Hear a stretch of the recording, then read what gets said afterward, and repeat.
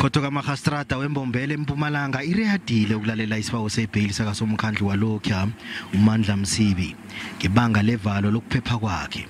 UMsibi nabanye abane baqalene namacala amabili wokubulala nelinye lokulinga ubulala. Basolwa babili bachachululwe ngebhayili ye2,000 umuntu ngamunye. UMsibi nabanye ababili bebafake isibawo sebhayili esithilisele ukulalela kusasa. Kubikwe bona amapholisa alayele wonke umuntu ukuphuma ekhotho ukwenzela bona athome ijima lokusearcha ngemva komkhosi othi bathi kunebhomu ethiweko emakhweni wekhotho. Ngaphandle ekhotho abalandeli bakhe bathusele ngokuthi angeze bayivotele ANC engakachachululwa uMsibi. Because they want to vacuum the place and check thoroughly. So that's why we are adjourned. We don't know either. Those are the tactics for the case to prolong for the bail hearing.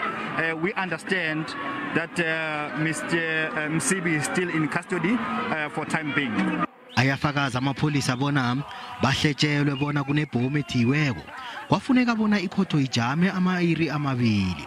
Kodwa khange bafumane litho nabasetshako.